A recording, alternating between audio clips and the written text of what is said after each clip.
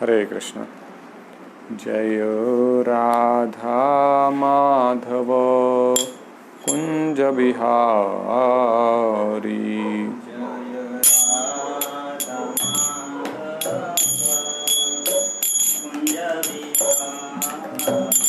जय राधा यमुना तीरावनचारी।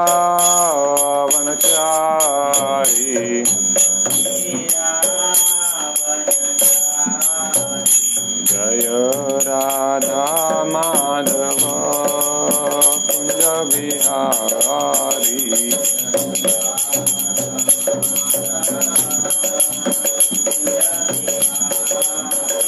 जय राधा माधव कुंज बिहारी।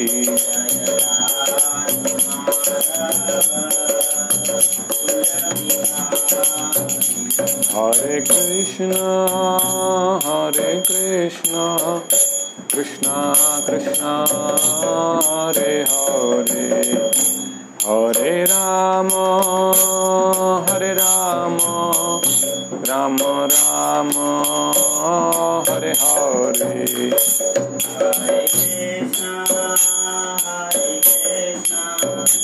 कृष्ण कृष्ण हरे हरे, हरे राम राम राम हरे हरे। हरे कृष्ण कृष्ण कृष्ण हरे हरे, हरे राम राम राम हरे हरे।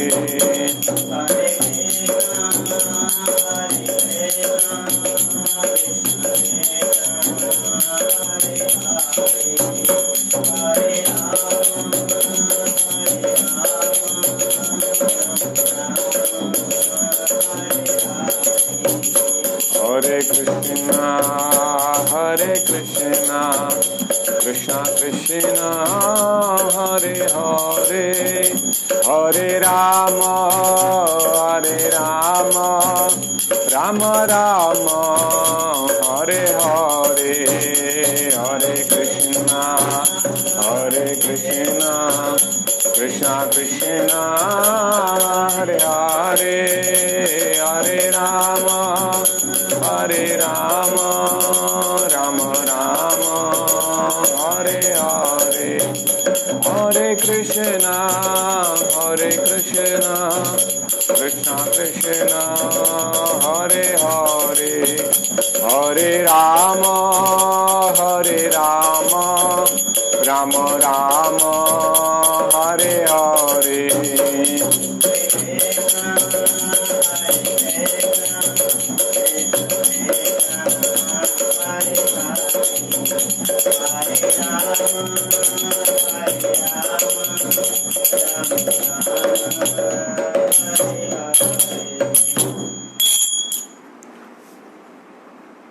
जय ओम Vishnupad Paramhans Parivrajakacharya Ashtottara Shata Shri Srimad his divine grace Abhay Charanaravinda Bhakti Vedanta स्वामी श्रील प्रभुपाद की जय।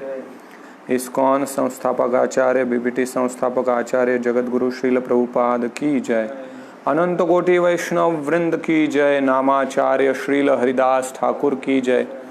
प्रेम से कहो श्री कृष्ण चैतन्य प्रभु नित्यानंद, श्री अद्वैत गदाधर श्रीवास आदि गौर भक्त वृंद की जय। श्री श्री राधा कृष्ण गोप गोपीनाथ श्याम कुंड राधा कुंड गिरि गोवर्धन की जय। ब्रजभूमि श्री वृंदावन धाम की जय। मथुरा द्वारिकापुरी धाम की जय। पुरुषोत्तम क्षेत्र श्री जगन्नाथपुरी धाम की जय। नवद्वीप मायापुर धाम की जय। गंगा माई यमुना माई की जय। भक्ति देवी तुलसी देवी की जय। कलयुग पावन श्री हरिनाम संकीर्तन की जय। Srila Prabhupada transcendental book distribution की जय।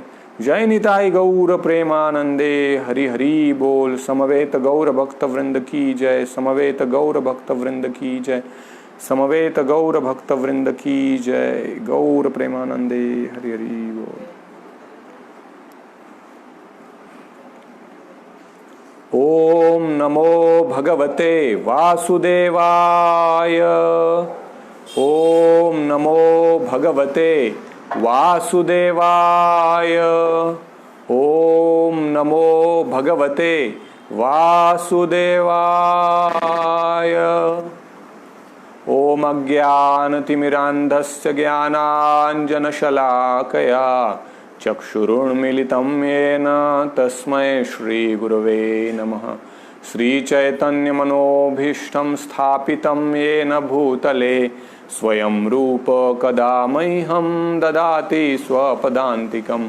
वन्देऽहं श्रीगुरो श्रीयुतापदकमलं श्रीगुरून् वैष्णवांश। श्रीरूपं साग्रजातं सहगण रघुनाथान्वितं तं सजीवं साद्वैतं सावधूतं परिजनसहितं कृष्णचैतन्यदेवं श्रीराधाकृष्णपादान् सहगण ललिता श्रीविशाखान्वितांश। नमः ॐ विष्णुपादाय कृष्णप्रेष्ठाय भूतले श्रीमते भक्तिवेदान्त स्वामिन् इति नामिने। नमस्ते सारस्वते देवे गौरवाणी प्रचारिणे निर्विशेष शून्यवादी पाश्चात्य देशतारिणे। वाञ्छाकल्पतरुभ्यश्च कृपा सिन्धुभ्येव च पतितानां पावनेभ्यो वैष्णवेभ्यो नमो नमः। जय श्री कृष्ण चैतन्य प्रभो नित्यानंद श्री अद्वैत गदाधर श्रीवासादि गौर भक्त वृंद।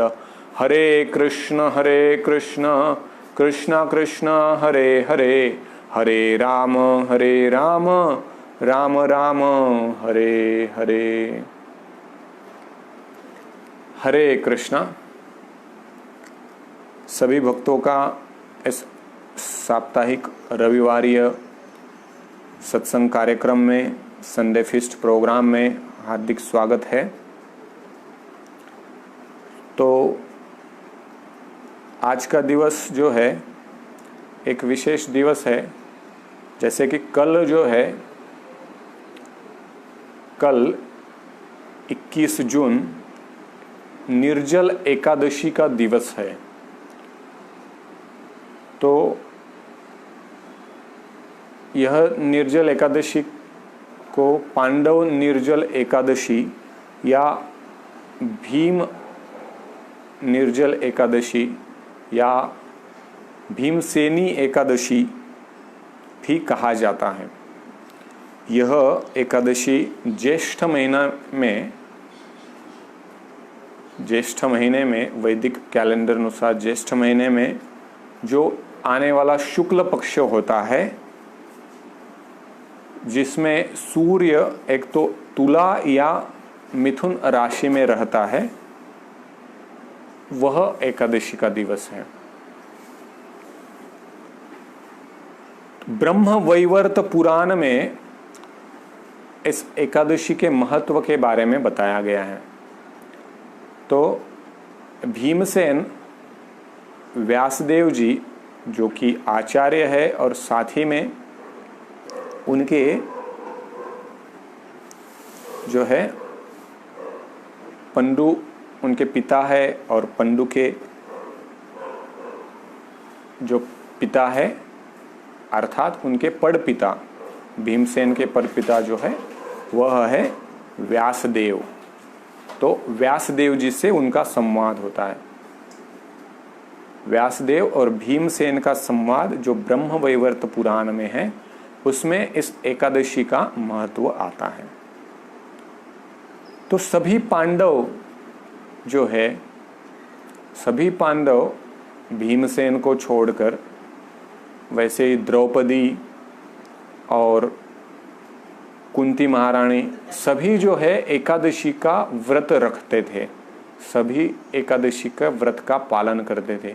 और यहाँ तक कि युधिष्ठिर महाराज के राज्य में सभी एकादशी व्रत का पालन स्वेच्छा से करते थे, क्योंकि एकादशी जो है वह भगवान कृष्ण को अत्यंत प्रिय है। एकादशी का व्रत जो पालन करता है वह व्यक्ति भगवान का अति प्रिय बन जाता है।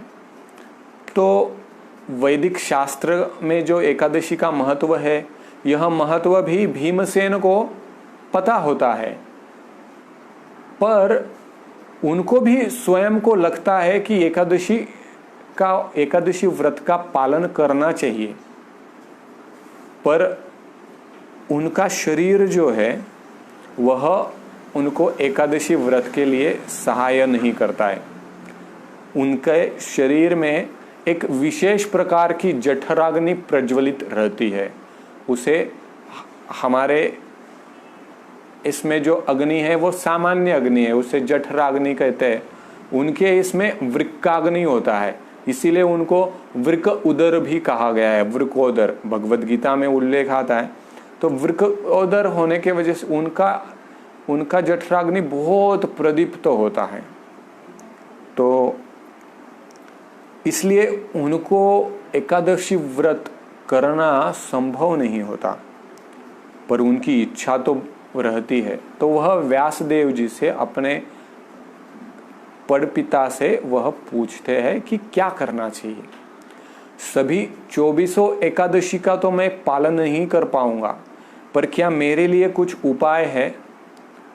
तो व्यासदेव जी कहते हैं कि आपको जो है 2 एकादशी का तो पालन करना ही चाहिए।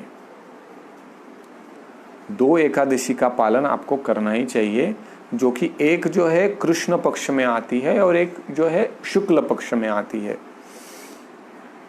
तो यहाँ पर हम देखते हैं कि अपनी समस्या को लेकर भीमसेन जो है योग्य व्यक्ति के पास जाते हैं, व्यासदेव जी के पास जाते हैं, क्योंकि व्यासदेव जी ने ही सभी वेद शास्त्रों की रचना की है। व्यासदेव ने ही महाभारत की रचना की है, गीता के उपदेश को लिखित स्वरूप में किया है। तो व्यासदेव एक योग्य व्यक्ति है। उनको हम लिटरेरी इनकारनेशन भी कहा जाता है, भगवान के अंश अवतार करके हम कहते हैं। तो व्यासदेव जी के पास वो जाते हैं और व्यासदेव जी उनको योग्य उपदेश भी करते हैं। तो भीमसेन उनकी असमर्थता प्रकट करते हैं। वो कहते हैं कि मैं उपासना जो है भगवान कृष्ण की उपासना है, पूजा अर्चना है, वो तो करूँगा, साथ ही में जो दान धर्म करना होता है वह भी निश्चित रूप से करूँगा, पर ये जो उपवास करना है ये मेरे से संभव नहीं होगा। और 2 नहीं, मैं ज़्यादा से ज़्यादा 1 उपवास करने का प्रयत्न कर सकता हूँ। मैं 1 उपवास करने के लिए वचन देता हूँ।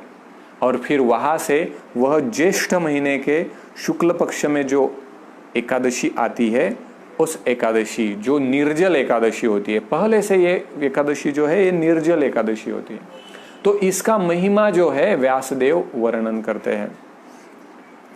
तो व्यासदेव कहते हैं कि इस एकादशी को जो है, जो भी इस एकादशी के व्रत का पालन करता है, उसको सभी एकादशी जो है, जो अन्य 23 एकादशी है पूरे वर्ष में, उन सभी एकादशी का पुण्य फल प्राप्त होता है।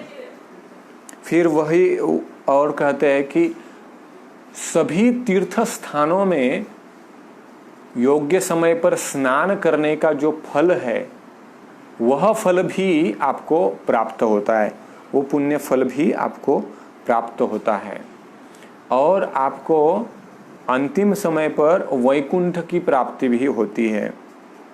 और जो इस एकादशी के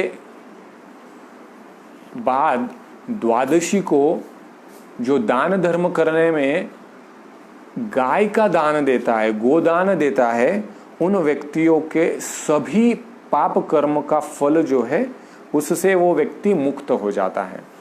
सभी पाप कर्मों के फलों से वो मुक्त होने की क्षमता रखता है अगर वो द्वादशी को गाय का दान देता है। तो इस एकादशी का जो पालन है पूरी तरह से निर्जल करना होता है। साथ ही में दूसरे दिन जो है सूर्योदय से सूर्यास्त तक निर्जल एकादशी उपवास करना है, और साथ ही में द्वादशी को ब्राह्मणों को सुवर्ण और जल का दान, और उसके साथ में उनके साथ अन्न का, उनको अन्न दान करते हुए हम स्वयं भी अन्न ग्रहण करना चाहिए। तो जो भी फल एकादशी के व्रत का प्राप्त होता है व्यक्ति को, उसका क्षय यहाँ पर नहीं होता है अगर वो व्यक्ति निर्जल एकादशी व्रत का पालन करता है। साथ ही में पितरों को किए गए जो तर्पण है उसका जो फल है वह भी इस निर्जल एकादशी के व्रत का पालन करने से व्यक्ति को प्राप्त होता है। तो ऐसा विशेष यह फल है। तो भीम जो है उसका पालन करना प्रारंभ करते हैं। जो भी वह एकादशी जो है आने वाली होती है, तो भीम जो है उस एकादशी का पालन करने का प्रयास करते हैं। उनको पता होता है कि अगर मैं महल में रुकूंगा तो ये संभव नहीं होगा मेरे लिए, क्योंकि मैं जाकर किचन में जाऊंगा या फिर किसी मेरे दास दासियों को कहूँगा कुछ लाने के लिए, तो मेरे लिए संभव नहीं हो पाएगा यहाँ, तो मैं यहाँ से निकल जाता हूँ। तो सूर्योदय के पूर्व ही वह जंगल की तरफ प्रस्थान करने लगते हैं और जंगल में अंदर जाते रहते और उनकी उद्विग्नता बढ़ने लगती है। उनके शरीर का जो क्रेविंग है, वो अन्न के लिए जो ये है, भूख जो है, वो भूख उनको सताने लगती है। पर वो आगे बढ़ते रहते हैं और उनकी शक्ति इतनी ज़्यादा रहती है और वो चलते भी है, तो मतलब ऐसा नहीं मानो कि जैसे गजगति होती है उनकी, हाथी के जैसा चलना होता है। तो जैसे हाथी अगर वन में घूमता है तो हाथी ऐसे छोटे से रास्ते से नहीं जाता है, वो रास्ते को बड़ा करते जाता है। मतलब मानो कि वो जहाँ से चलता है वहाँ से रास्ता चालू होता है, तो वैसे उनका रास्ता चालू हो जाता है वहाँ। और बहुत सारे पेड़ वगैरह जो है, उनके शरीर के हिलने के वजह से, हाथों के प्रहार की वजह से आजू बाजू के पेड़ जो है गिरने लगते हैं और ऐसे ऐसे वो अंदर प्रवेश करने लगते हैं। और ऐसे करते हुए शाम का समय, बहुत समय हो जाता है और वह एक समय पर मूर्छित होकर गिर जाते हैं और फिर मूर्छित होकर भूमि पर गिर जाते हैं। और यहाँ पर सुबह से कोई पांडव जो है भीमसेन को देखते नहीं है, कहाँ गए भीमसेन, कहाँ गए भीमसेन। तो थोड़ा उनको आश्चर्य लगता है कि भीमसेन कहाँ गए, और फिर वो सब ढूंढने लगते हैं। और भीमसेन को ढूंढना बहुत आसान है, क्योंकि वो जब जाते हैं तो वहाँ पर मतलब एक रेगुलर रास्ते से नहीं जा रहे, या रेगुलर रास्ते से भी जा रहे हैं तो ऐसे कोई विशेष चिन्ह है उधर। कैसे विशेष चिन्ह है, तो आजू बाजू के पेड़ उधर गिरे हुए हैं और उनके पाँव के निशान वहाँ पर है। तो वो देखते हैं कि जंगल की तरफ एक जो रास्ता जा रहा है, जंगल में एक ऐसा रास्ता बन गया है, तो उसके पीछे वो रास्ते के अनुसार वो जाते रहते हैं। वो रास्ते को ढूंढते हैं कि कहाँ तक वो ये रास्ता चला जाएगा। और वहाँ पर वो देखते हैं कि भीम जो है मूर्छित पड़े हुए हैं। और तब तक जो है एकादशी कंप्लीट हुई रहती है, द्वादशी का समय हुआ रहता है, तो भीम को जगाया जाता है। तो भीम पूछते हैं, पहला प्रश्न पूछते हैं कि क्या एकादशी व्रत का पालन हो गया है, क्या एकादशी समाप्त हुई है। बोलते हैं हाँ, एकादशी कंप्लीट हो गया है। तो वो बड़े प्रसन्न हो जाते हैं कि मैंने एकादशी व्रत, प्रभु को प्रसन्न करने के लिए एकादशी व्रत का पालन सक्सेसफुली किया।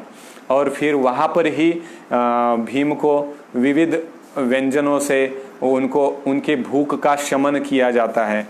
और फिर भगवान को भोग लगाए, विविध व्यंजन जो है वो प्रसाद स्वरूप उनको मिलते हैं, वो प्रसाद लेते हैं और फिर जल का प्राशन करके फिर वो वहाँ से निकलते हैं। तो यहाँ से हम देखते हैं कि भीम जो है, भीम का हम यहाँ पर एक क्वालिटी हमें देखने को मिलता है कि वह भी अपने क्षमता के अनुसार वह भी भगवान कृष्ण को प्रसन्न करना चाहते हैं। भले ही उनकी क्षमता, उनका स्वभाव एक विशिष्ट प्रकार का है, पर उस विशिष्ट प्रकार के स्वभाव को भी वो भगवान कृष्ण की सेवा में जोड़ना चाहते हैं। वो सदैव तत्पर रहते हैं और भगवान कृष्ण भी उनको वैसा ही, उनके साथ में वैसा ही आदान प्रदान करते हैं जैसे अन्य पांडवों के साथ करते हैं। उनके लिए ऐसा नहीं है कि हाँ भीम क्या केवल एक शक्तिशाली व्यक्ति है, नहीं, भीम के प्रति उतना ही प्रेम है जितना अन्य पांडवों के प्रति उनको प्रेम है। और हम इन पांडवों के बर्ताव से भी हम देख सकते हैं कि कितना विशेष है। पांडवों का बर्ताव एक शरीर में एक हाथ के 5 उंगलियों के समान है। पांचों उंगलियां जो है भिन्न भिन्न है, पर पांचों उंगलियां जो है उनका कार्य जो है वह उनका कार्यों में जो समन्वय है वह पांडवों का समन्वय वो 5 उंगलियों के कार्य के समन्वय जैसा है कि एक वस्तु को पकड़ने के लिए कोई एक उंगली समर्थ नहीं है, पर जब 5 उंगलियां साथ आते हैं तो वो वस्तु को पकड़ सकती है और वो वस्तु को पकड़कर वह उदर अर्थात कृष्ण के प्रसन्नता के लिए वह वस्तु को उपयोग कर सकते हैं। तो हम देखते हैं कि पांडव जो है, पांडव का स्वभाव भिन्न है। हम देखते हैं कि नकुल जो है बहुत सुंदर रहते हैं, उनकी शरीर के अंग कांति बहुत सुंदर है। और जो सहदेव है वह बहुत बुद्धिमान रहते हैं, उनकी बुद्धि, सभी शास्त्रों में वो बहुत पारंगत रहते हैं और शास्त्रों के ज्ञान का सही समय पर उपयोग करना वह उनको ज्ञात होता है। युधिष्ठिर महाराज धर्म के श्रेष्ठ पालक रहते हैं, धर्म के अनुयायी, मतलब ऐसा कहो कि कितना भी कठिन प्रसंग आए पर वह धर्म के राह को कभी नहीं छोड़ते। अर्जुन जो है शस्त्र विद्या में बहुत निपुण होते हैं, खासकर धनुर्विद्या में, और साथ ही में अर्जुन बड़े संयमी होते हैं। और वैसे भीम जो है बड़े शक्तिशाली होते हैं, उनके बाहु का बल जो है 10,000 हाथियों से भी अधिक बल उनके बाहु में रहता है, तो बड़े शक्तिशाली होते हैं। तो हर एक का अपना अपना क्वालिटी है, पर वो सभी गुण जो है और अपना अपना स्वभाव है। भीम जो है वह, उनको सरलता पसंद है, वह सीधे सीधे किसी को बैटल करना, सीधे सीधे किसी के साथ में किसी को ललकारना, वह उनके लिए आसान है। उनको कोई डिप्लोमेसी के तरह कोई ऐसा कोई नीति के तहत व्यवहार करना उनके लिए कठिन है। भीम अच्छे कुक भी है, भीम के पास में ये क्वालिटी है। हम देखते हैं कि विराट राजा के इसमें जब भीम अज्ञातवास में होते हैं तो भीम एक वल्लभ करके एक कुक का कार्य वहां पर करते हैं। तो भीम एक विशेष व्यक्तिमत्व है। वह कुंती और पंडु के द्वितीय पुत्र है और वायुदेव के जो है, वायुदेव के कृपा से उनकी उत्पत्ति हुई है। तो कहा जाता है कि वह हनुमान जी को अपने बड़े भाई करके स्वीकार करते थे, क्योंकि हनुमान जी भी वायु के पुत्र है। तो स्कंद पुराण में एक कथा आती है, स्कंद पुराण में एक घटना का वर्णन आता है कि जब कृष्ण सभी महाभारत के बाद में सभी व्यक्ति महाभारत के युद्ध के लिए और विशेषतः पांडव जो है, सभी पांडव महाभारत के युद्ध में जो जीत हुई है पांडवों की, इसके लिए कृष्ण का गुणगान करते हैं और कृष्ण की प्रशंसा करते हैं कि कृष्ण की वजह से पांडव जो है विजयी हुए हैं।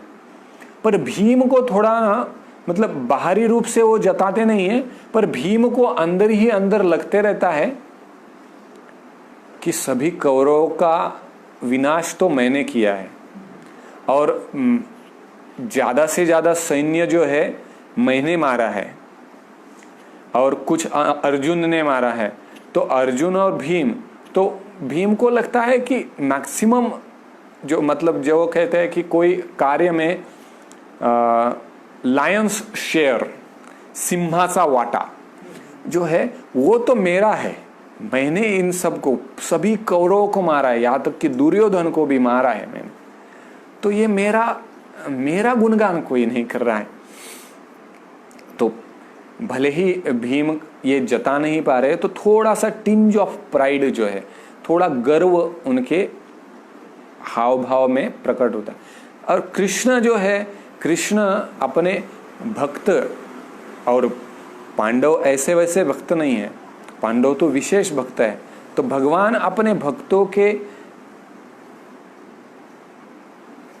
स्वभाव में, भक्तों के चेतना में कभी गर्व नहीं देखना चाहते।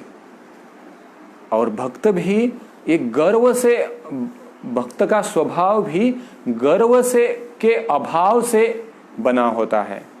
भक्त के स्वभाव में गर्व का लवलेश भी नहीं होता है। तो यहाँ पर भगवान देखते हैं कि भीम जो है थोड़े गर्वित हो गए हैं, तो भीम को भगवान अपने साथ ले लेते हैं और भीम को कहते हैं चलो हम जो है एक विशेष स्थल पर जाएंगे। और गरुड़ के ऊपर सवार होकर भीम और कृष्ण दक्षिण दिशा की ओर निकल जाते हैं। और बहुत सारा जगह, बहुत सारे पर्वत, बहुत सारे तालाब वगैरह जो है, जलाशय, वो नदियों को पार करते हुए भगवान जो है एक जलाशय के पास आकर रुक जाते हैं।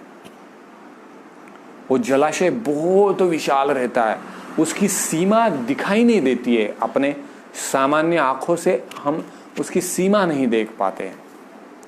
तो भगवान यहाँ पर एक सामान्य मनुष्य की भूमिका निभाते हुए वहाँ पर दिखाते हैं कि भीम को कहते हैं कि जाओ इसके अन्य छोर का पता करो। तो अभी हम ये बाजू में खड़े हैं, इसके उद्गम का पता करो, इसमें पानी कहाँ से आ रहा है, ये कैसे निर्माण हुआ है, देखो पता करो। तो भीम जो है उसके, अगर ऐसा कोई जलाशय है तो उसके एक बाजू से आप जाते जाते ऐसे जाएंगे तो कहीं ना कहीं पे तो आप वहां पर पहुंचेंगे, मुकाम जो है कि जहां पर आपको पता चलेगा कि कहां से पानी वहां पर भर रहा है। तो भीम प्रयास करते हैं, पर वो प्रयास में असफल हो जाते हैं और बहुत सारे राक्षस बीच बीच में उनको परेशान करने लगते हैं। और ये राक्षसों को परास्त करने का भी भीम प्रयास करते हैं। भीम वहां पर अपने गदा को उठाते हुए राक्षसों को मारने का प्रयास करते हैं, पर ये राक्षस बहुत ही बलशाली होते हैं। जो राक्षसों को अभी तक भीम ने मारा उनसे ये बहुत बलशाली होते हैं, तो उनको परास्त नहीं कर पाते हैं भीम। तो वो भागते भागते कृष्ण के पास आते हैं और कृष्ण की शरण लेते हैं कि कृष्ण मुझे बचाओ, ये राक्षस जो है मेरे से, मैं इनको हरा नहीं पा रहा हूँ और ये राक्षस मेरे पीछे पड़े हुए हैं और छोर का तो पता लगना दूर ही है। तो उनके अवस्था को देखकर कृष्ण को दया आती है और कृष्ण जो कहते हैं कि ठीक है, और वह राक्षसों को वहाँ से भगा देते हैं। भगवान जो है उसको भगा देते हैं और जलाशय को लात मारते हैं और जलाशय को लात मारने से वो जलाशय ऐसा दूर जाकर गिर जाता है। और पता चलता है कि वो जलाशय जो है वो कैसे निर्माण हुआ, तो भगवान बताते हैं कि ये जो है कुंभकर्ण की खोपड़ी थी। पूर्व समय पर त्रेता युग में प्रभु श्री रामचंद्र ने जो युद्ध किया था रावण के साथ में, तो भगवान रामचंद्र ने कुंभकर्ण को जैसे मारा था, तो उसके खोपड़ी से बना हुआ ये जलाशय है। और भगवान कृष्ण के क्षमता को देखकर कि एक लात मारने से वो पूरा जलाशय जो है तहस नहस हो गया और वो खोपड़ी दूर जाकर गिर गई। और सभी राक्षस गण जो है, ये जो राक्षस है, ये सब राक्षस जो है ये कुंभकर्ण के असिस्टेंट है। तो ये तो आपके शौर्य के मतलब उनके शौर्य के सामने आपका तो कुछ भी नहीं है शौर्य। उनकी क्षमता जो है उसके सामने आपकी क्षमता कुछ भी नहीं है। इसके वजह से आप इनको हरा ही नहीं पाओगे। तो भगवान कृष्ण वहां पर बताते हैं कि तो यहाँ से उनको समझ में आता है कि सही में देखा जाए तो कृष्ण सबसे क्षमतावान व्यक्ति है। कृष्ण के वजह से ही हम कुरुक्षेत्र का युद्ध जीत पाए। भीष्म, द्रोण जैसे बलशाली योद्धाओं को हम परास्त कर पाए। अगर वह नहीं होते तो हम कहीं के नहीं होते। और ये करके वो अपने गर्व का हरण होते हुए देखते हैं और वो प्रामाणिकता से भगवान कृष्ण की शरण लेते हैं। तो भीम के बलशाली होने का ये जो है हम पहले से देखते हैं कि बहुत सारी ऐसी घटनाएं हैं जो भीम के बलशाली होने का प्रमाण देते हैं। दुर्योधन विशेषतः चिंतित होता है। दो ही चिंता उनको सताती। एक तो है उनको लगता है कि पांडवों को तो मैं परास्त कर दूंगा। ये दो व्यक्ति है जैसे एक अर्जुन और एक भीम। तो भीम जो है, भीम को परास्त करने के लिए वह जो है बलराम जी से जो है गदा युद्ध सीखते हैं। गदा युद्ध करने में जो है बलराम जी से अति कुशल कोई व्यक्ति नहीं होता है। इस संसार में उनसे अधिक कोई कुशल नहीं होता है गदा युद्ध में। और बलराम जी को दुर्योधन प्रसन्न कर लेते हैं और दुर्योधन बलराम जी से गदा युद्ध सीख लेते हैं। तो दुर्योधन पर्सनली गदा युद्ध सीखता है बलराम जी से। किस लिए? तो भीम को कभी आगे चल के जो है युद्ध करने की आवश्यकता पड़ेगी, तो भीम को आगे चल के अगर परास्त करना है तो मेरे पास इस तरह का क्षमता होना चाहिए। तो हम देखते हैं आगे जैसे दुर्योधन अलग अलग स्कीम्स बनाता है मारने के लिए। और फिर विशेषता भीम को मारने के लिए वह जो है पॉइजन जो है विष खिलाता है। पर वो विष के वजह से जो है उनकी शक्ति और बढ़ जाती है, क्योंकि और विष पिलाकर उनको फेंक देते हैं जल में।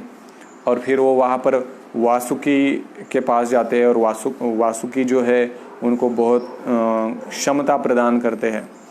तो यहाँ से भीम की शक्ति और बढ़ जाती है। आगे चल के जब वह वनवास में होते हैं और तो उस समय जो है घटोत्कच का जन्म होता है। घटोत्कच कैसे जन्मता है? हिडिंब राक्षसी जो है, हिडिंबा राक्षसी जो है भीम को अप्रोच करती है और वो कहते हैं कि नहीं, हम तो आपसे विवाह नहीं कर सकते, हमारे बड़े भैया हैं, आप जाके उनसे पूछो। पर युधिष्ठिर महाराज कहते हैं कि देखिए भीम को समझाते हैं कि आप क्षत्रिय हैं और वह व्यक्ति आपको अप्रोच किए। और ये क्यों होते हैं? क्योंकि वह हिडिंब राक्षस उनके जो भाई है उनको मार गिराते हैं। हिडिंब और हिडिंबा बहुत बलशाली होते हैं। तो वो वन में जब भ्रमण करते हैं और हिडिंब राक्षस को मारते हैं तो उनके शक्ति से वह आकर्षित हो जाती है और वह उनको मारना नहीं चाहती है, बल्कि उनके साथ में संबंध प्रस्थापित करना चाहती है। तो ये देखकर युधिष्ठिर महाराज उनको कहते हैं कि आप उनको एक्सेप्ट करिए। और फिर आगे ये घटना होती है जब वारणावर्त में सभी पांडवों को जलाने के लिए, सभी पांडवों को नष्ट करने के लिए उन्हें लाक्षागृह में भेज दिया जाता है दुर्योधन के द्वारा कि आप वारणावर्त में जाओ, वहाँ पर जो है बहुत सारी फैसिलिटी है। और पर वो जो महल है वह लाक्ष से बना होता है और वह लाक्षागृह जो है उसको एक समय पर वो आग लगा देते हैं। पर विदुर, भगवान कृष्ण और विदुर की सहायता से पांडव जो है लाक्षागृह से बाहर निकल जाते हैं। तो उस समय से वो जब जंगल में भ्रमण कर रहे होते हैं तो ये समय पर उस हिडिंब के साथ में उनकी मुठभेड़ होती है।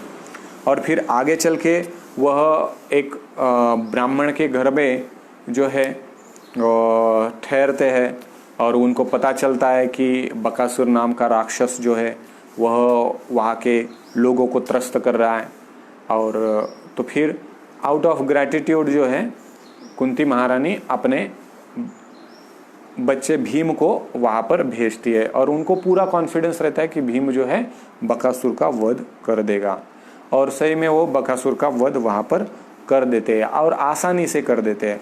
और फिर आगे चल के उनको पता चलता है कि द्रौपदी का स्वयंवर हो रहा है और वो पांचों जो पांडव है जो जिन्होंने ब्राह्मण का वेश धारण किया होता है वह द्रौपदी के स्वयंवर में पहुंच जाते हैं। और वहाँ पर भी हम देखते हैं कि अर्जुन जो है स्वयंवर को जीत लेता है।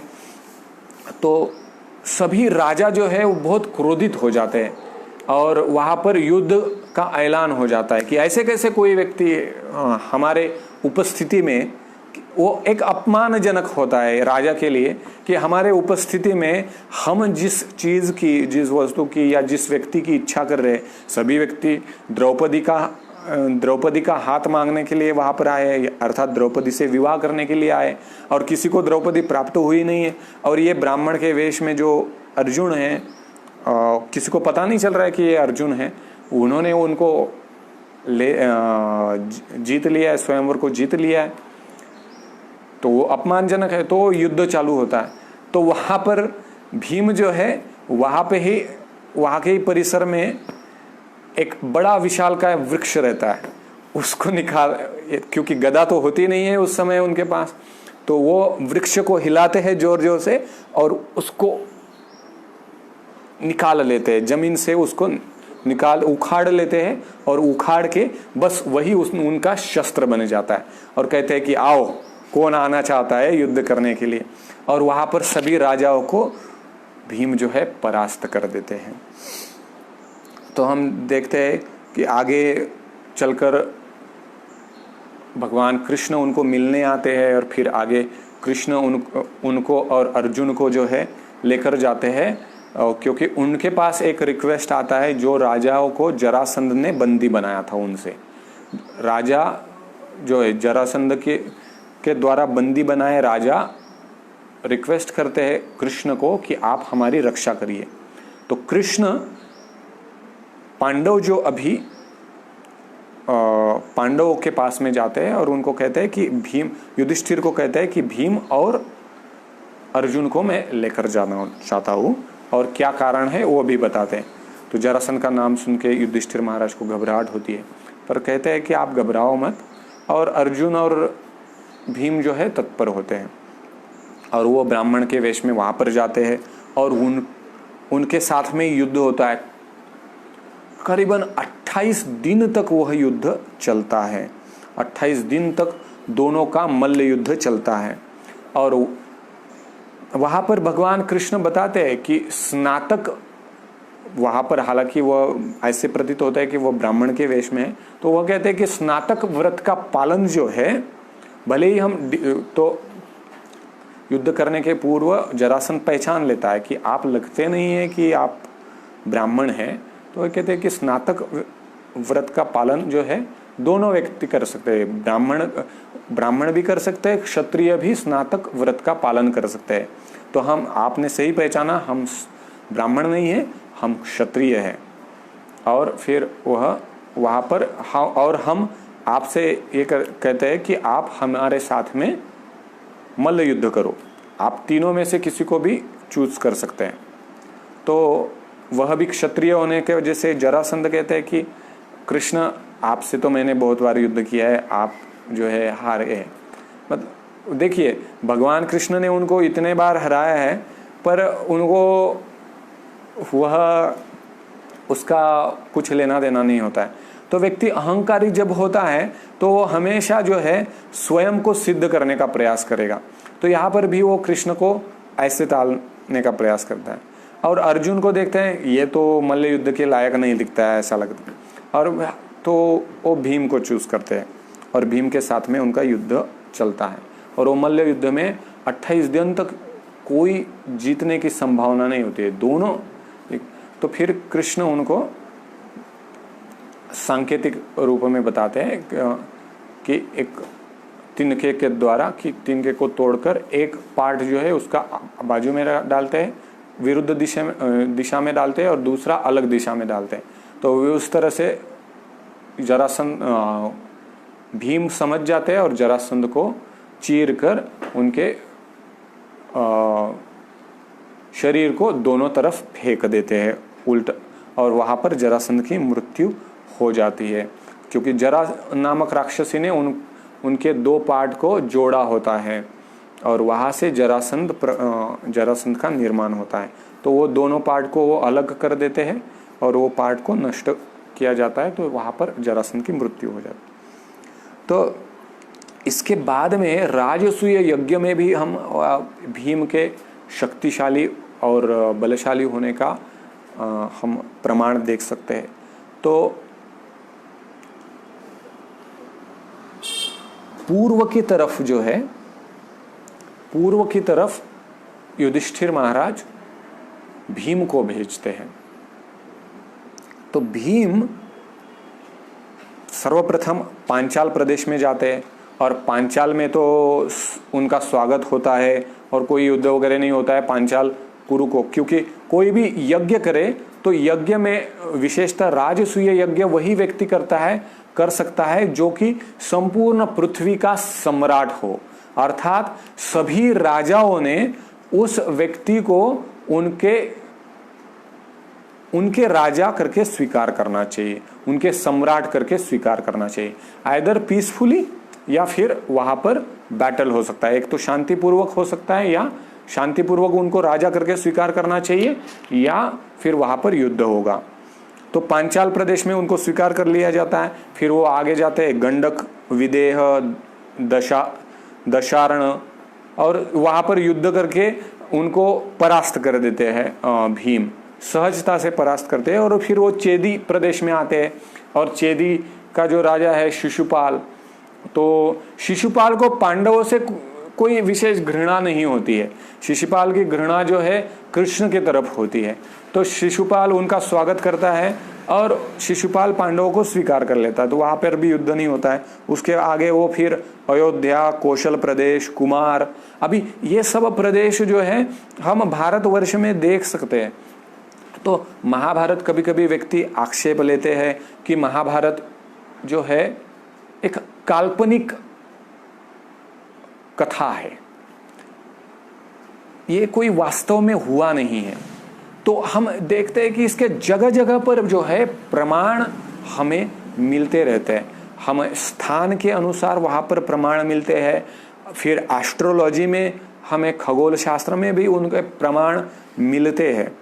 तो अयोध्या, कौशल प्रदेश, कुमार प्रदेश, वहां पर वह जाते हैं।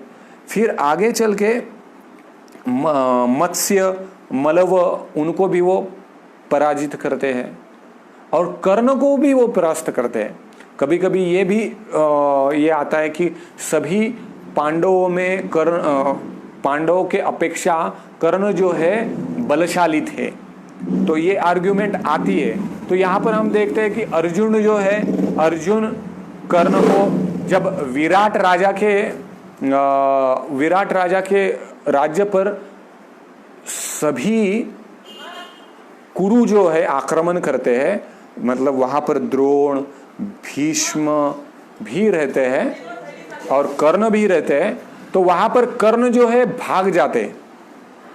कर्ण अर्जुन के सामने, अर्जुन जो है बृहन्नला करके वहां पर एक षंड के रूप में रहते हैं, पर वह उनके सामने सभी कौरव परास्त हो जाते हैं। तो वहां पर हम देखते हैं कि कर्ण को अर्जुन जो है लीला परास्त करते हैं। साथ ही में यहाँ पर हम देखते हैं कि भीम जो है कर्ण को परास्त कर देते हैं। तो यहाँ से हम भीम के बलशाली होने का ये देखते हैं।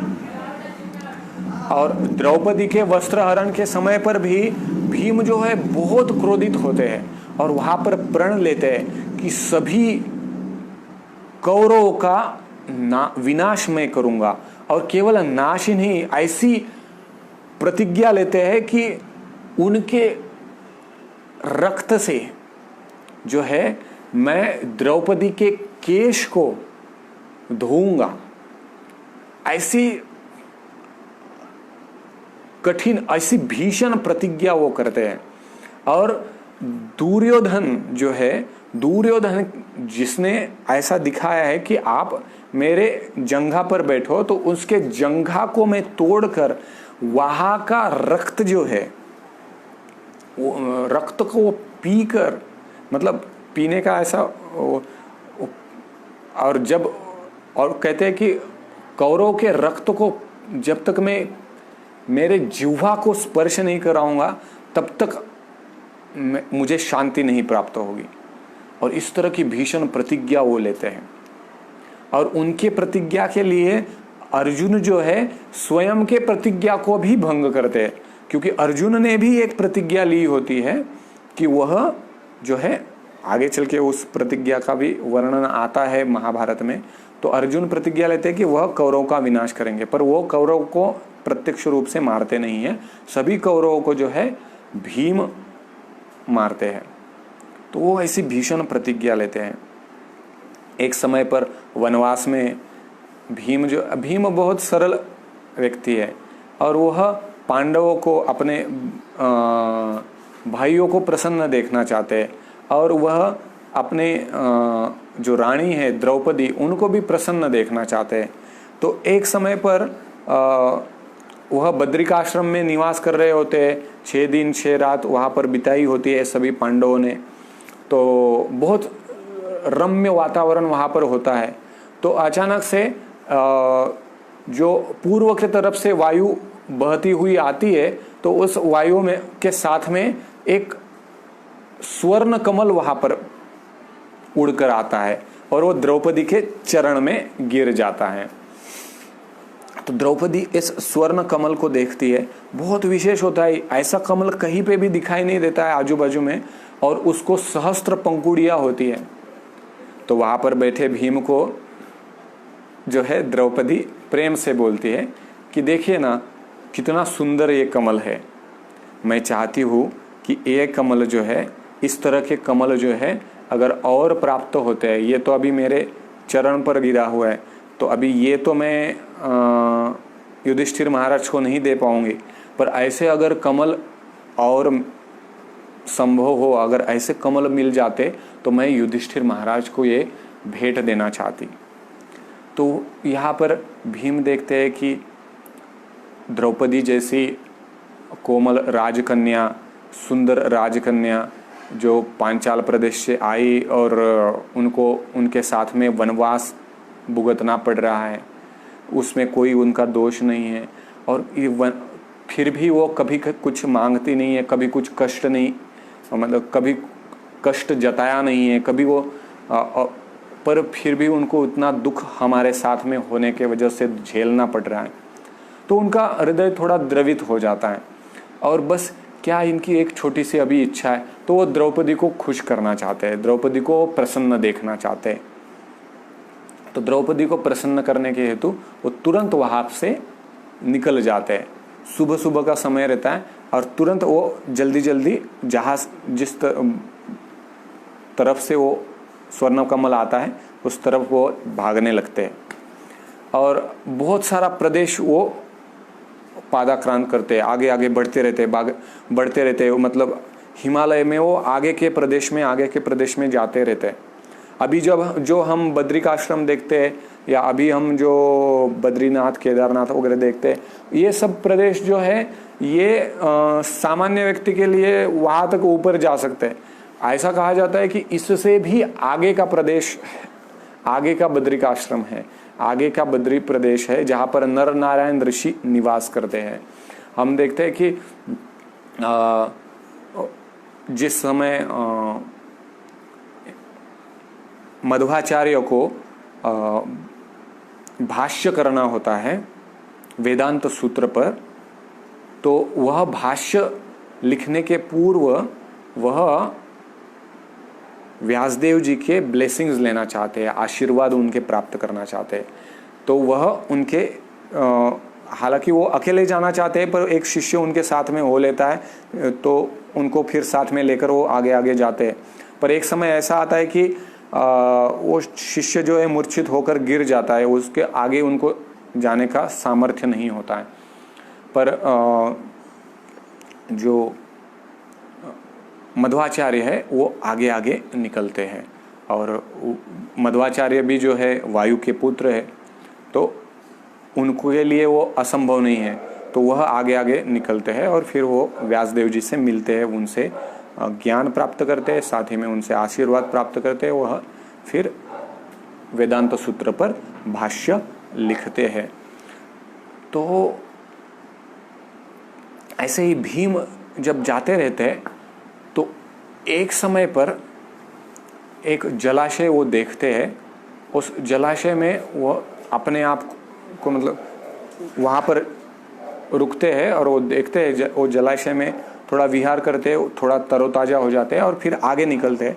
तो वो देखते हैं कि बीच में जो है रास्ते में एक बंदर बैठा हुआ है और चेहरे से तो बहुत वृद्ध बंदर लग रहा है और उसकी पूंछ रास्ते में पड़ी हुई होती है। तो भीम उसको लांघ कर नहीं जाना चाहते और भीम वहाँ पर एक आर्ग्यूमेंट देते हैं कि क्योंकि हर जीव में भगवान का, हर जीव के साथ में भगवान का परमात्मा रूप में अस्तित्व होता है, तो मैं नहीं चाहता कि आपको आपके अनुमति के बिना मैं मतलब इसको लांघ कर जाऊं। ये शोभा नहीं देता है एक क्षत्रिय को। और साथ ही में मैं वायु का पुत्र हूँ और मेरे ही बड़े भाई जो है हनुमान जी, वह भी वायु के पुत्र थे और उन्होंने भगवान रामचंद्र की बहुत विशेष सेवा की थी और वह हनुमान जी जो है वानर वंश में प्रकट हुए थे। तो इसलिए मैं नहीं चाहता हूँ कि कोई वानर को मैं कोई तकलीफ दूँ, तो आप जो है आपकी पूंछ जो है यहाँ से हटा लीजिए। तो हनुमान जी जो वृद्ध वानर के रूप में रहते हैं, वो कहते हैं कि मैं तो बहुत वृद्ध हो चुका हूँ, मेरे में कोई क्षमता नहीं है, ये पूंछ को तो मैं बिल्कुल हटा नहीं सकता हूँ। ऐसा करो आप ही आपके हाथों से हटा दो, मेरे पास तो कोई क्षमता नहीं है। तो बड़ा गुस्सा आ जाता है भीम को और भीम जो है अपने गदा को बाजू में रखता है और हाथ से ऐसा पूंछ को हटाकर रखने का कोशिश करता है। एक हाथ से तो दूर, दोनों हाथों से पूंछ जगह से थोड़ी भी हिलने की नाम नहीं ले रही है। पूंछ जैसे कि वैसे पसीना पसीना हो रहे हैं, भीम जो है पूरा पसीना पसीना हो रहे हैं, कैसे अभी ये करे, तो बहुत परेशान हो रहे हैं। और बहुत समय वो बीतने के बाद में भीम जो है, भीम को समझ में आता है कि ये कोई सामान्य वानर नहीं दिख रहे, ये बहुत विशेष वानर है। और फिर जब उनको पता चल जाता है तो वह हनुमान जी के पैर पड़ने लगते हैं और कहते हैं कि क्षमा कीजिए हे बड़े बंधु, आप मुझे क्षमा कीजिए, मैं पहचान नहीं पाया। और फिर वो वहाँ पर इच्छा प्रकट करते हैं कि आप जो है, आपका जो विशालकाय रूप, जब आप सीता माई का सीता माई को ढूंढ रहे थे, तो उस समय आपने जो एक विशालकाय रूप लिया था, वो रूप देखने का मेरा इच्छा है। तो उनको मना कर देते हैं हनुमान जी। कहते हैं कि हर काल के अनुसार हमने चलना चाहिए, का समय अनुसार हमने चलना चाहिए। वो समय की बात अलग थी, उस समय सभी चीज़ें विशाल होती थी, व्यक्ति के शरीर भी बहुत विशाल होते थे। तो उस समय त्रेता युग में वो बात अलग थी। अभी जो है, अभी द्वापर है और द्वापर युग का अंत है, और जब कलयुग प्रारंभ होने जा रहा है, तो ऐसे समय पे चीज़ें बहुत छोटी है, तो मैं उस रूप को दिखा नहीं सकता हूँ।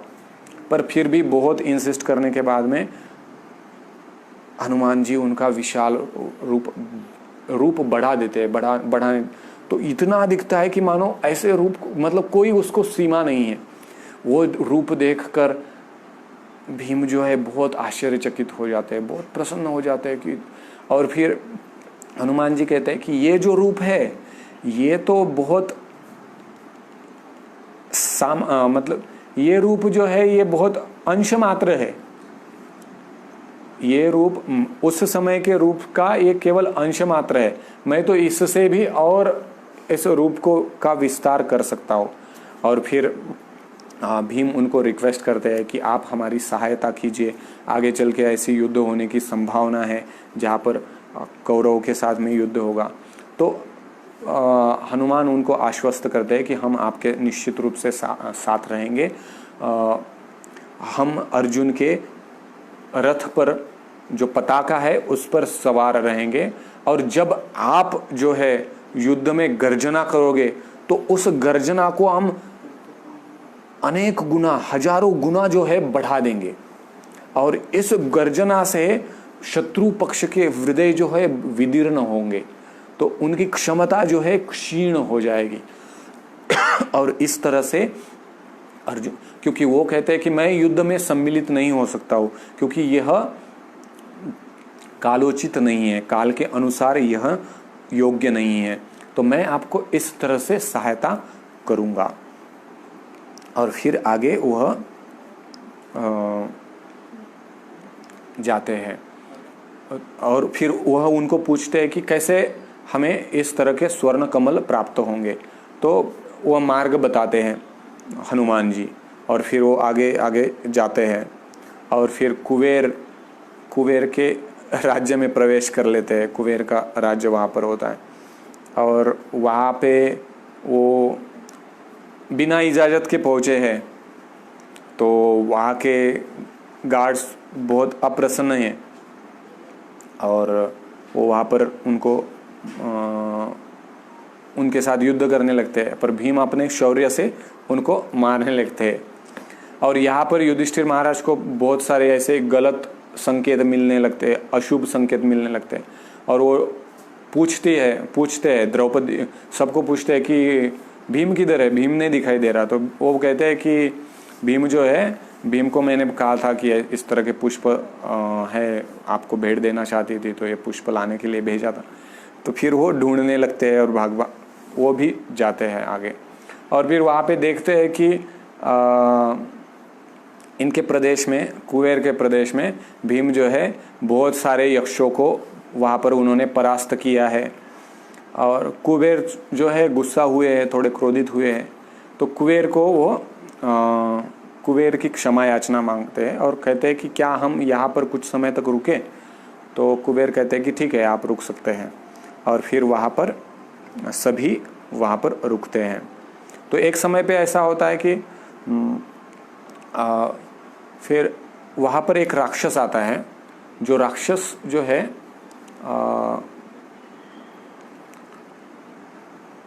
वह राक्षस के बहुत समय से जो है नजर होती है द्रौपदी के ऊपर।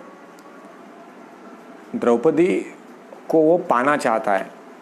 तो एक समय पे वो देखते हैं कि भीम जो है थोड़ा सा दूर निकल गए हैं, अर्जुन भी वहाँ पर उपस्थित नहीं है।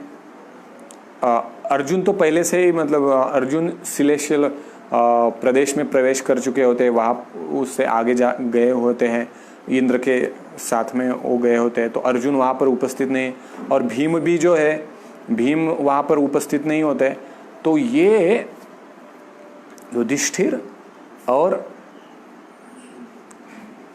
द्रौपदी दोनों हाथों में उठा लेता है और वहाँ से भागने लगता है। बड़ा विशाल काय राक्षस रहता है, बड़ा शक्तिशाली राक्षस रहता है।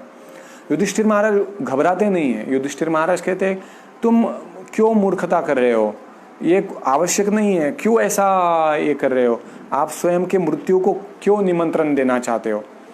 तो वो कोई ये नहीं करना चाहता, पर अपने शक्ति से युधिष्ठिर महाराज उसके गति को जो है रोक देते हैं, उसकी गति जो है थोड़ा स्लो हो जाती है।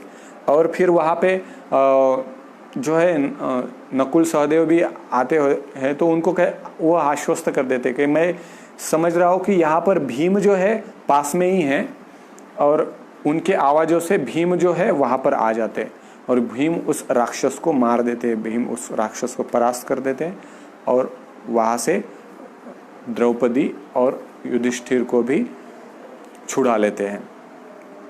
आगे चल के फिर 1 वर्ष का जो अज्ञातवास है, उस अज्ञातवास में कहाँ पर रहना, इसके बारे में सब विचार विनिमय कर रहे होते हैं।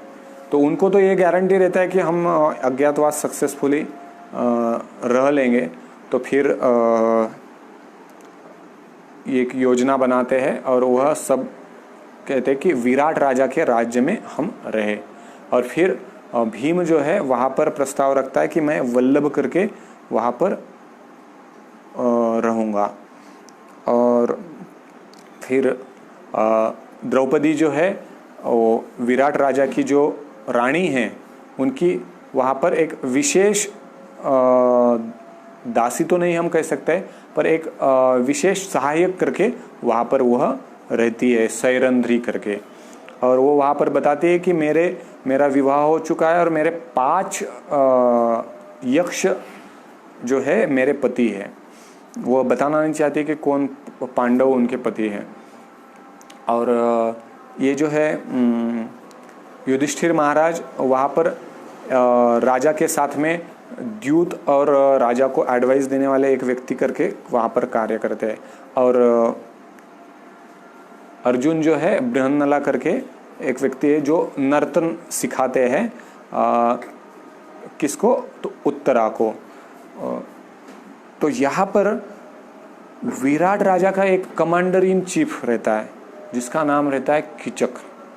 तो किचक की दृष्टि जब इन पर पड़ती है द्रौपदी की तरफ, तो पागल सा हो जाता है, वो द्रौपदी को पाने की इच्छा करता है। और किचक जो है वास्तव में विराट केवल नाम मात्र राजा होता है, सब कंट्रोल जो है सब कंट्रोल किचक के पास होता है। तो अभी राजा के पास में कंप्लेंट नहीं किया जा सकता। एक समय पर वह द्रौपदी के पास आकर द्रौपदी को अलग अलग शब्दों में लुभाने का प्रयास करता है। द्रौपदी को बहुत घृणा आती है और द्रौपदी वहाँ से चली जाती है, पर वो अपने बहन को कहता है, मतलब रानी को कहता है। और रानी जो है, रानी भी उसको समझाने का कोशिश करती है, पर वो किचक तो मानता ही नहीं। पर क्योंकि वो भाई है तो थोड़ा सा उसका भी हृदय ये हो जाता है, द्रवित हो जाता है। और रानी सैरंध्री को समझाती है और सैरंध्री फिर रानी के बहुत कहने की वजह से फिर वहाँ पर जाती है। तो अभी रानी वो देखती है कि क्योंकि रानी का ये भाई है और साथ ही में राजा के पास कोई कंट्रोल नहीं है, तो राजा को व्यर्थ इसकी कंप्लेंट करना कोई ये नहीं होगा, इससे कोई फर्क नहीं पड़ेगा।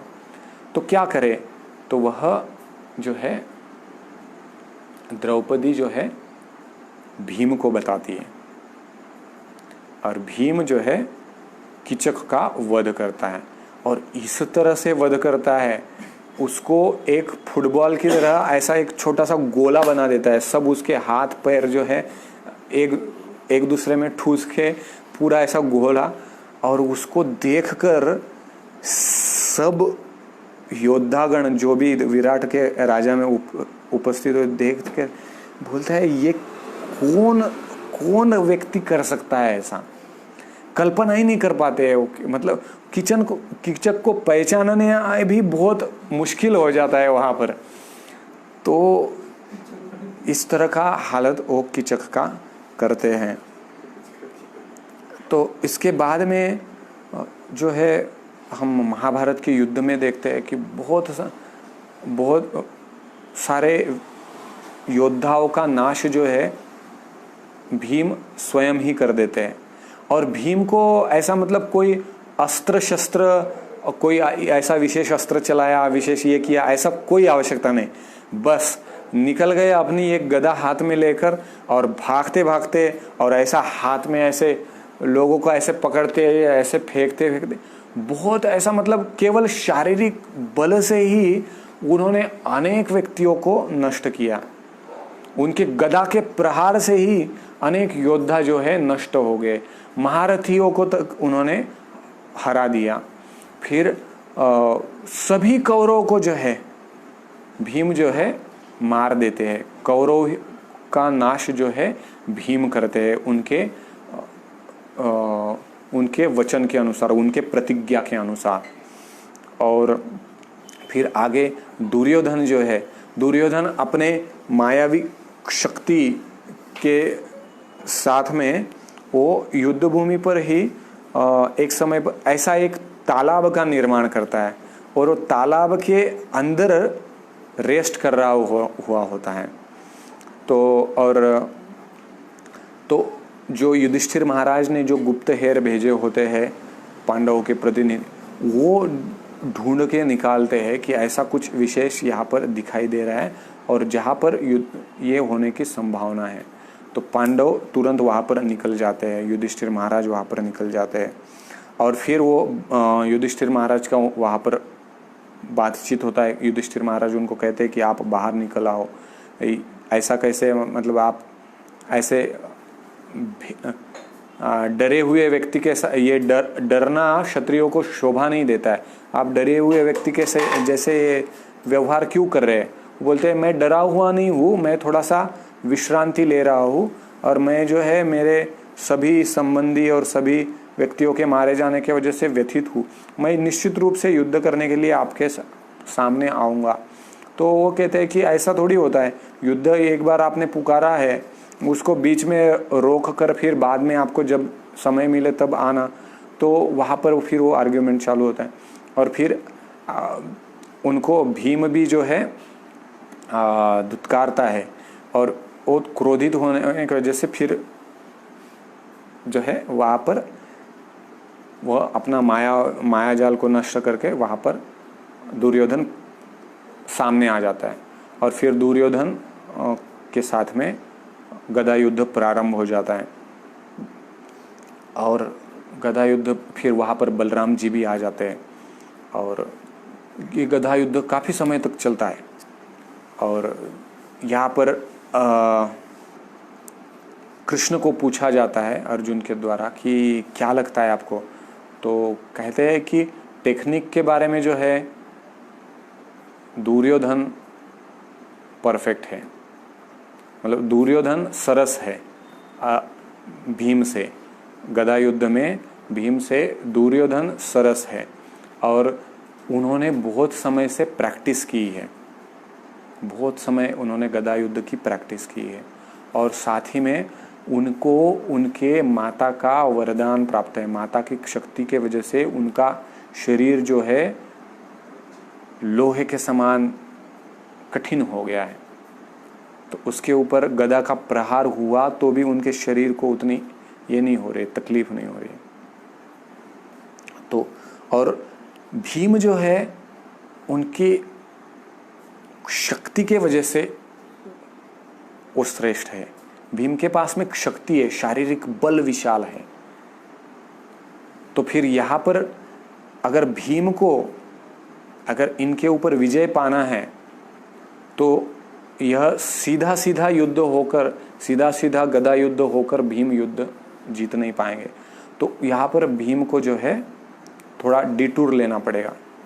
और फिर वो देखते हैं कि अगर वह गदा का प्रहार अगर दुर्योधन के जंघा पर करते हैं तो हो सकता है, क्योंकि इसके पूर्व में भीम भी आश्चर्यचकित होते हैं कि जब गदा का वो प्रहार करते हैं, सामान्यतः अगर उस गदा का अगर प्रहार किया तो व्यक्ति मर ही जाना चाहिए, उस तरह का प्रहार वो करते हैं।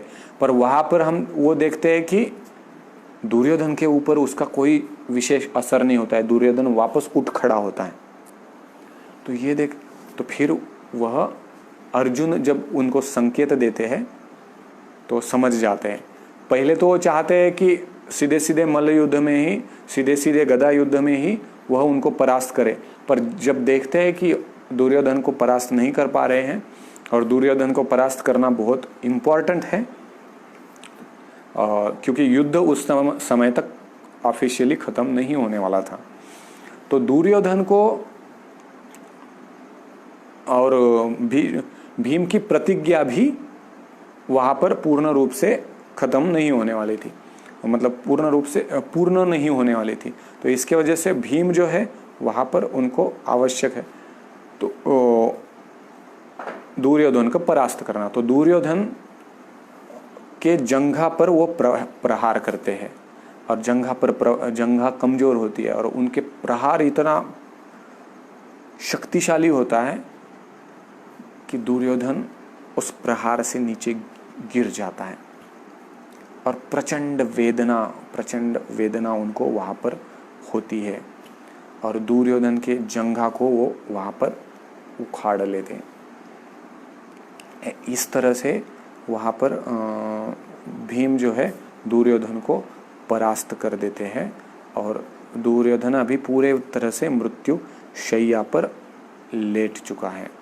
अभी बस उसकी मृत्यु पर देखिए कितना ये है कि उनको मृत्यु तुरंत नहीं आती है और उनको तुरंत मारते भी नहीं है, पर उनका इस तरह से अवस्था हो जाता है कि उनको मृत्यु निश्चित रूप से अभी उनको आने वाली है।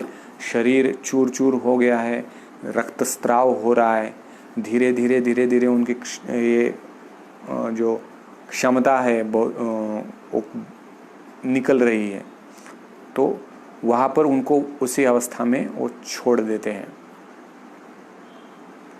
और तो हम यहाँ से देखते हैं यह घटना जो है समंत पंचक यह जगह पर होती है, कुरुक्षेत्र के युद्ध भूमि में ही यह जगह है। तो यहाँ पर हम देखते हैं कि भीम जो है बड़े शक्तिशाली है और अपने सरल स्वभाव से जाने जाते हैं और साथ ही में भले ही उनको अन्य चीज़ें करने का उतना इंटरेस्ट नहीं हो, पर फिर भी वो अपने शक्ति का प्रयोग जो है भगवान को प्रसन्न करने के लिए करना चाहते हैं और पांडवों को प्रसन्न करने के लिए करना चाहते हैं। तो युधिष्ठिर महाराज उनको क्राउन प्रिंस करके घोषित करते हैं, अर्थात उनके बाद में जो आगे चलकर राजा होंगे तो वह कौन, अगर युधिष्ठिर महाराज की मृत्यु होगी तो राजा कौन बनेंगे, भीम बनेंगे। तो इस तरह से उन्हें क्राउन प्रिंस करके घोषित करते हैं। तो आगे चलकर हम देखते हैं कि भीम जो है वह हमेशा अपने भाइयों के साथ में, हमेशा अपने माता और अपने पत्नी को प्रसन्न करने के लिए, भगवान कृष्ण को प्रसन्न करने के लिए, पांडव जो है, पांडव एक तरह से धर्म के प्रतीक हैं। तो वह भले ही मत में भिन्नता हो फिर भी हमेशा उनको प्रसन्न करने के लिए प्रयास करते हैं। धर्म के राह पर युधिष्ठिर महाराज चल रहे हैं, भले ही कभी कभी उनको कठिन जाता है, युधिष्ठिर महाराज का जो बर्ताव है उनको समझ में नहीं आता है, फिर भी वो उनके सहाय में उनकी सहायता करते हैं धर्म का आचरण करने के लिए। वह अधार्मिक आचरण करने का ये नहीं करते, यत्न नहीं करते। उनके पास में होता है ऐसा चांस, पर फिर भी वो उस तरह से नहीं। तो यहाँ से हम देखते हैं कि शक्ति का उपयोग, शक्ति होना व्यक्ति के पास में विशेष होता है, पर जब शक्ति आती है तो व्यक्ति शक्ति का दुरुपयोग करने की इच्छा करता है या दुरुपयोग करना उसके लिए आसान हो जाता है। जैसे हम कहते हैं पावर करप्ट्स और एब्सोल्यूट पावर करप्ट्स एब्सोल्युटली। तो एखादे व्यक्ति के पास में अगर शक्ति है तो शक्ति का दुरुपयोग करने की संभावना बनी होती है। और अगर उसके पास में निरंकुश शक्ति है, ऐसा अति बल है, तो उस बल का, जैसे हम देखते हैं कि स्कूल में बुलिंग होता है। बुलिंग मतलब कोई एक कमज़ोर व्यक्ति को, कमज़ोर बच्चे को बाकी स्कूल के बच्चे जो है और क्लास के बच्चे जो थोड़े उससे बलशाली होते हैं वो उनको तंग करते हैं। तो इस तरह से वो मतलब एक स्वाभाविक हो जाता है। तो यहाँ पर हम देखते हैं कि ऐसा कोई उदाहरण नहीं आता है, कि ऐसा कोई घटना नहीं आता है कि जहाँ पर भीम जो है अपने शक्ति का, अपने बल का दुरुपयोग कर रहे हैं। तो हम देखते हैं कि जब व्यक्ति कृष्ण के आश्रय में होता है, जब व्यक्ति कृष्ण को प्रसन्न करने की इच्छा रखता है, तो वह अपने बल का सही उपयोग करता है। अगर वो कृष्ण का भक्त है तो वह, उनके पास में सभी गुण, सुर के गुण मतलब देवताओं के गुण, उसमें जैसे सर्वे गुण तत्र समासते सुर, देवताओं के गुण ऐसे व्यक्ति में आते हैं, या ऐसे व्यक्ति में ऐसे सभी देवताओं के गुण उपस्थित होते हैं, दैवी गुण उपस्थित होते हैं जो कृष्ण के आश्रय में। पर अगर कोई व्यक्ति कृष्ण के आश्रय में नहीं है तो वह व्यक्ति के पास में कितने भी गुण हो, उसका क्या उपयोग। तो वैसे ही है, यहाँ पर भीम दर्शाते हैं कि वह कृष्ण के आश्रय में है, कृष्ण को प्रसन्न करना चाहते हैं, तो उनके पास में बल होने पर भी वो बल का दुरुपयोग नहीं करते। सदैव धर्म की रक्षा और धर्म का पालन करने में वह उनके बल की सहायता युधिष्ठिर महाराज को प्रदान करते हैं। तो हम यहाँ पर रुकते हैं। तो इस एकादशी के उपलक्ष्य में हमने पांडव और पांडवों का भगवान कृष्ण के साथ में जो विशेष संबंध है उसका स्मरण करना चाहिए, और वहाँ से हमने प्रेरणा लेनी चाहिए। विशेषतः भीम के जो कार्य है और भीम की जो पद्धति है, उससे भले ही विविध स्वभाव है पर सभी एकत्र आकर भगवान के साथ में भगवान को प्रसन्न करने के लिए प्रयास कर रहे हैं। तो हम यहाँ पर रुकते हैं। धन्यवाद। अभी इसके पश्चात में हम कीर्तन करेंगे और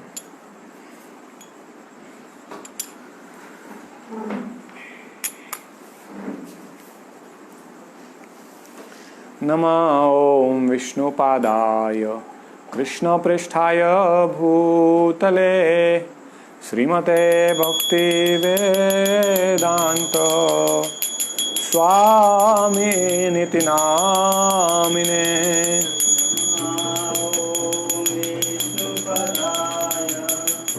कृष्णपृष्ठाय भूतले श्रीमते भक्ति वेदांत स्वामिनिति नामिने। नमस्ते सरस्वते देवे गौरवाणी प्रचारिणे निर्विशेष शून्यवादी पाश्चात्य देशतारिणे।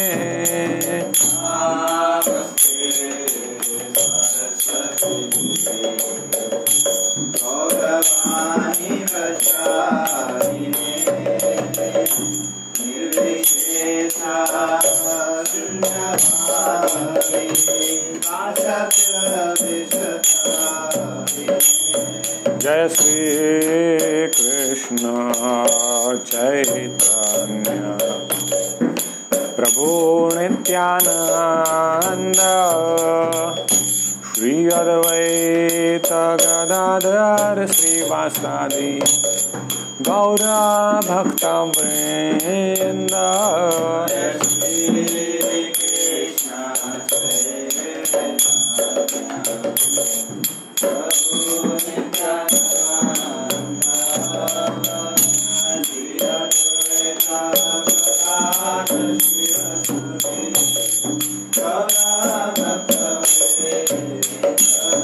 जय श्री कृष्ण चैतन्य प्रभु नित्यानंद श्री अद्वैत गदाधर श्रीवासदि गौर भक्त वृंद।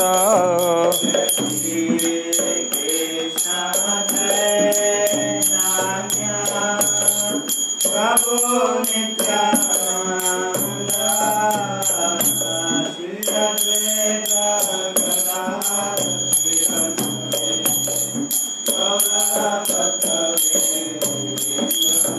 जय श्री कृष्ण चैतन्य प्रभु नित्यानंद श्री अद्वैत गदाधर श्रीवासदि गौर भक्त वृंद।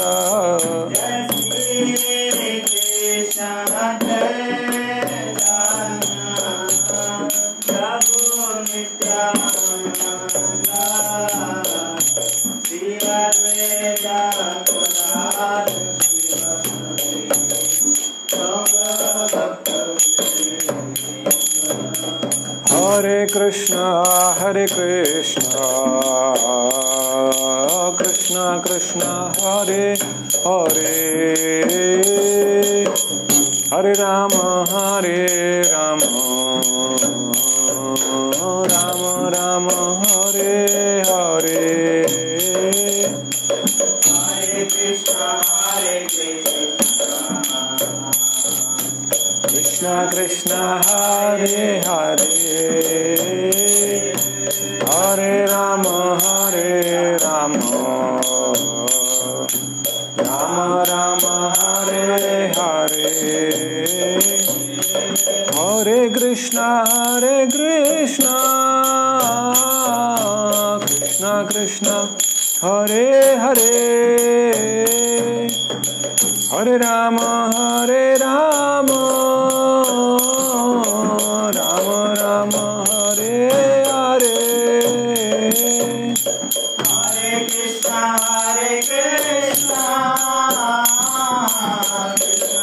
कृष्ण कृष्ण हरे हरे हरे राम राम हरे हरे। हरे कृष्ण कृष्ण कृष्ण हरे हरे हरे राम राम राम हरे हरे। हरे कृष्ण कृष्ण हरे हरे हरे राम राम राम हरे हरे। हरे कृष्ण कृष्ण कृष्ण हरे हरे हरे राम राम राम हरे हरे।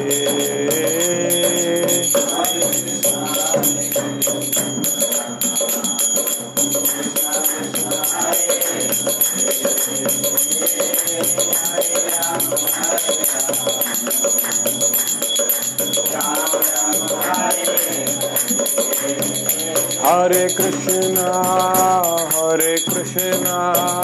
कृष्ण कृष्ण हरे हरे हरे राम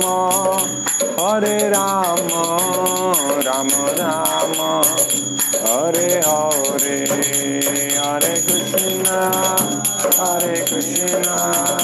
कृष्ण कृष्ण हरे हरे हरे राम राम हरे हरे। हरे कृष्ण कृष्ण कृष्ण हरे हरे हरे राम राम राम हरे हरे।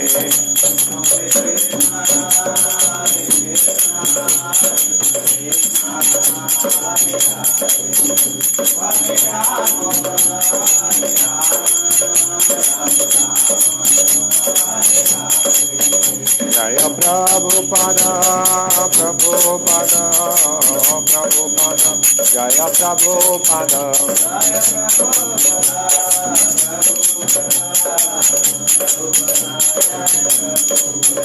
नित्य गौर हरि बोल हरि बोल हरि बोल नित्य गौर हरि बोल